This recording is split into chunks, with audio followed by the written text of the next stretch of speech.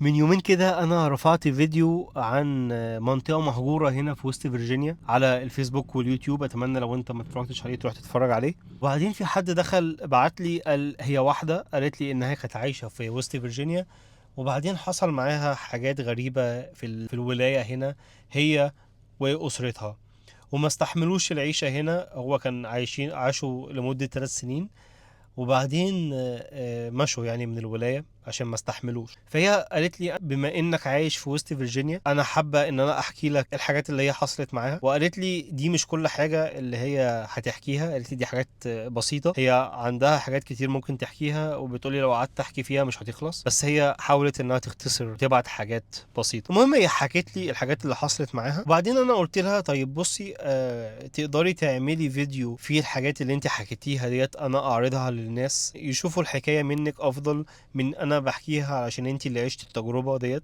فهي قالت لي ما فيش مشكلة، وعملت فعلا الفيديو، وقالت لي بس انا مش هقدر اطلع بوشي لظروف خاصة. فانا قلت لها ما فيش مشكلة. المهم هي عملت الفيديو وانا هعرضه على حضراتكم دلوقتي، ونتفرج عليه سوا ونشوفه هي هتقول ايه. كيفك محمد؟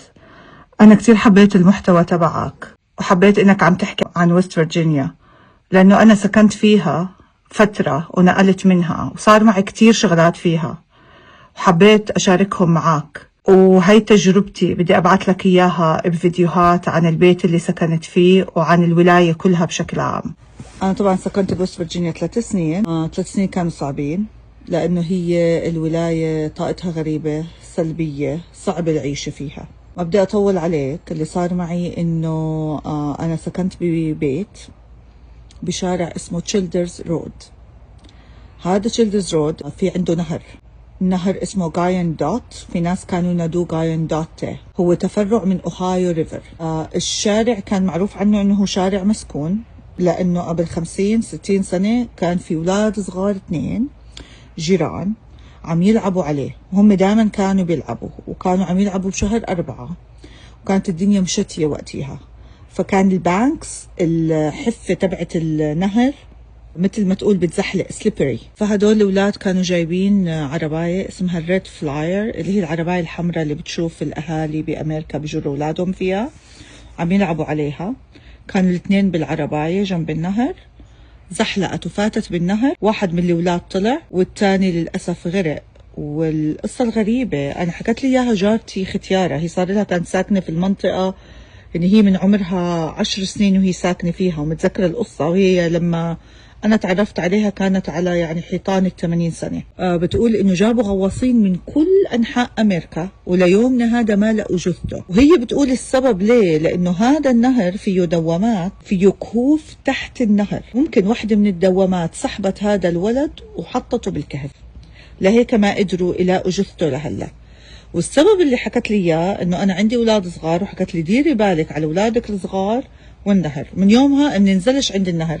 وكمان اذا الواحد بيقرا اونلاين بلاقي انه بيحكوا انه قبل اي عاصفه كبيره بيطلع صوت صرخه يشبه صوت مرأة تصرخ. هلا هذا الحكي مزبوط، لاني انا وانا ساكنه بهداك البيت هو العاصفه ثاندر ستورم اجا قبليها بثواني بسيطه، طلع صوت صرخه عاليه جدا، يعني صرخه اشعر بدنا وانصدمنا انه شو هذا الصوت اللي طلع. بعديها بثواني بسيطه ضربت الثاندر ستورم. هلا أنا بس الصوت سمعته مرة، ما رجع تكرر. بعرف هو له علاقة بالإشي اللي حكوه وحيوان وانقتل، بس ما بعرف شو منطقية إنه حيوان صار له عايش 50-60 سنة بنفس المنطقة. طبعا هي منطقة ويست فيرجينيا والولاية كلها معروف عنها إنها ولاية مسكونة فيها طاقة غريبة. ليش؟ لأنه فيها مقابر كتير للهنود الحمر، خاصة مدينة تشارلستون.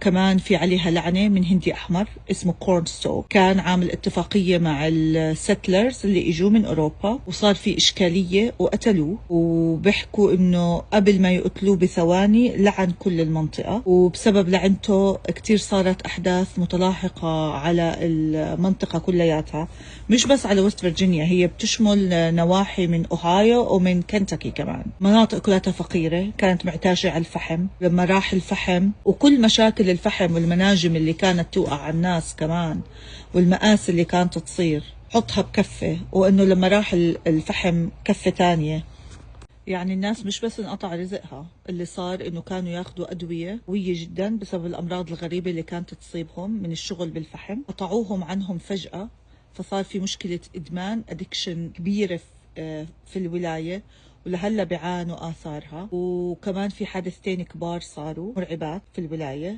أول حادثة اللي هي السيلفر بريدج، عليها فيلم اسمه الموثمان بروفيسيز، عن كائن مخلوق غريب طلع بهديك المنطقة، بدي أشبهه كناموسة كبيرة إلها إجرين بشكل بشري، صاروا يشوفوها وكل واحد شافها مات موتة غريبة شنعة صعبة. ووقع جسر فوق نهر أوهايو بمدينة اسمها بوينت بليزنت على وقت الكريسماس، ومات مش متذكرة قديش العدد، بس يمكن 25 26 شخص بسببها.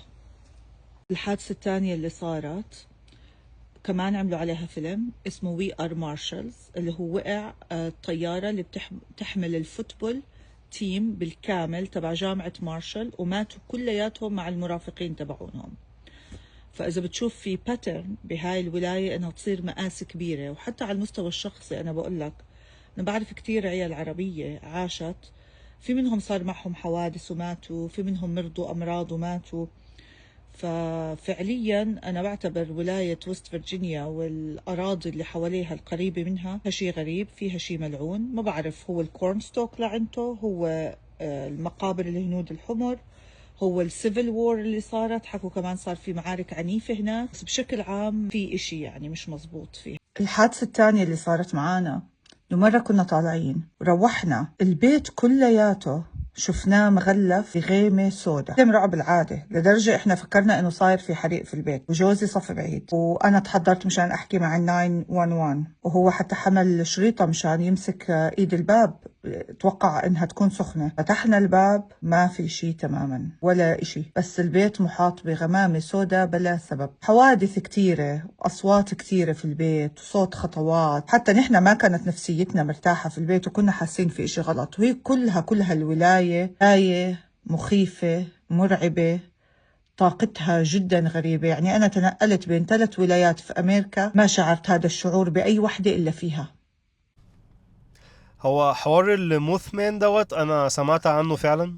دوت كان كائن بيطير كده زمان وعاملين له تمثال لغايه دلوقتي. تقريبا في فيلم عملوا لي فيلم، كان الفيلم دوت على اوله كده اتوبيس مدرسه ماشي، وبعدين في حد طالع من جنبه كائن غريب كده بيطير، وكان في راجل كبير كده زمان هو وابنه فاكرين انتوا في اخر الفيلم قتلوه وبعدين رجع تاني. تقريبا هو ده الفيلم. لو سألت اي حد هنا في وست فيرجينيا هتلاقيه عارفها وبيكلمك فيها جد، علشان ناس شافته فعلا. المهم كلامها برضو انا عن نفسي ما شفتش حاجه وما حصلش حاجه معايا بصراحه في الولايه ديت، بس الناس بتحكي ان فعلا حاجات كتير حصلت معاهم هنا في الولايه ديت، ولايه وست فيرجينيا. يا ريت تشارك معانا لو انت عندك تعليق، واعمل لنا لايك. استنيني فيديوهات كتير ان شاء الله جايه، ودوت كان فيديو النهارده.